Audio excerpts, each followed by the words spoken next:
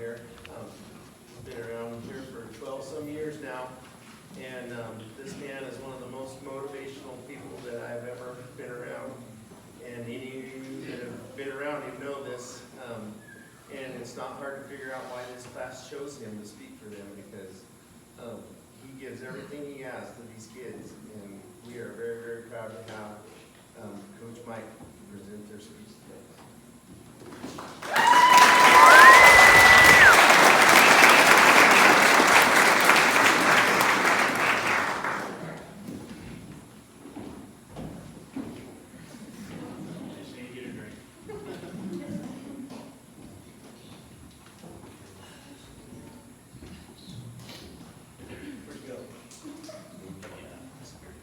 Jason, thank you for those kind words. I surely appreciate it.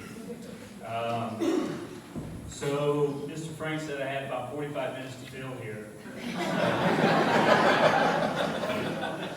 Just get a little comfortable. No, I'm just kidding. There's a lot of well-deserved celebration to take place, and I'm not going to take up too much of your time. Thank you, class of 2019, and Jason, for asking me to speak today. It's an honor, and I'm grateful for this opportunity. I am so excited for all that lies ahead for you guys, and I'm proud to have been a part of your high school career. As many of you know, I'm the boys' head coach here at Edison for basketball, assistant for girls, and defensive coordinator for football. Coaching with my friends and colleagues and getting to work with young athletes has been a great pleasure. I've never considered it a chore. Outside of coaching, I work at USA Swimming as a facilities manager. I've been employed there for almost 16 years. My job there occasionally allows me to travel and expand my duties to various tasks at national swim meets, and I get to experience the thrill of seeing professional athletes compete and train. This also has been very rewarding, and I love bringing that knowledge to share with you guys here at Edison. My experience in public speaking has been limited to pregame speeches and chats. My chats usually consist of pumping my players up and ramp up the intensity to get them fired up for the battle. And that's the way I see the game. And I try to prepare them for the fight that's about to take place.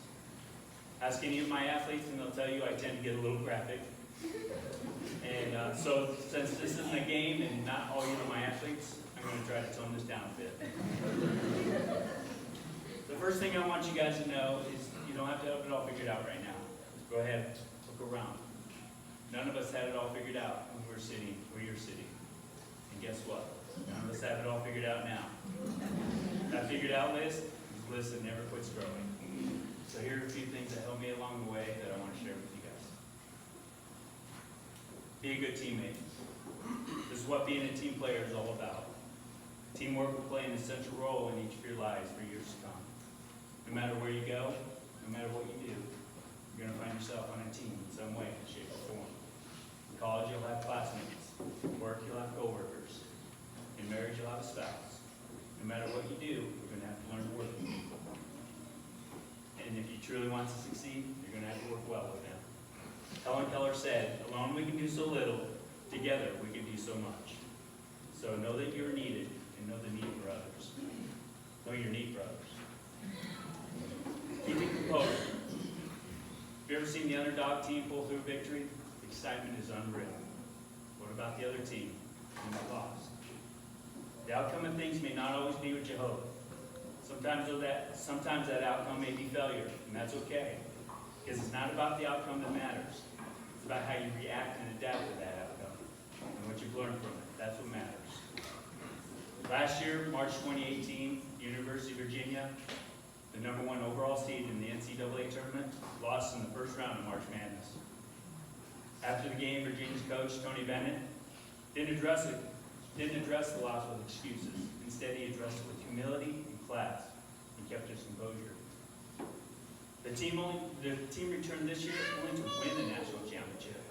In light of the victory, Coach Tony Bennett still conducted himself with humility and class, proving that it truly isn't the outcome of things that defines you, it's your actions. Being thankful and complimenting others. These things go hand in hand. Complimenting others is a great way to take the focus off yourself and be thankful for them. It's a great way to build others up around you and encourage them. It's a great way to lead. Anytime somebody's come up to me and said, hey Mike, you're doing a great job, makes me want to work harder at my craft. It's a great feeling to get a compliment and be recognized for your efforts. So if you're in a position to be a leader, take notice of the people around you, value them, compliment them on a job well done. You'll reap the benefit. That brings me to my final point. You've probably heard it's better to be a leader than a follower. I suggest to you it's okay to be both.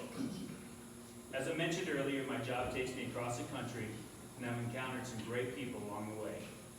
One of the ones I look up to the most is the late CEO of USA Swimming, Chuck Walgus. I found his leadership to be powerful and inspiring. About 12 years ago, we were in Irvine, California. It was U.S. Nationals, and the night before the meet started. We were tasked with moving some risers. These things were huge, about 16 by 20, took about 8 people to move. Chuck said to me, Mike, sometimes you lead, sometimes you follow. I'm choosing to follow this time. So here's the CEO of USA Swimming, Olympic team, telling me he's willing to be a follower. This remark has had a great impact on my life. It's important to respect others who know how to lead and be willing to follow them. So when you need to follow, follow good people. When you need to lead, be a good leader. So basically that's all I want to say. Those wouldn't be long. Be a good teammate, keep your composure, be grateful and compliment others. Be a good leader, but also be willing to follow good people. I also want to encourage you to take care of yourselves physically, so that your bodies will keep up with all your hopes and dreams. Thank you for giving me the opportunity to remind you guys of these things on my side. God bless. Now, go out there and punch life in the mouth.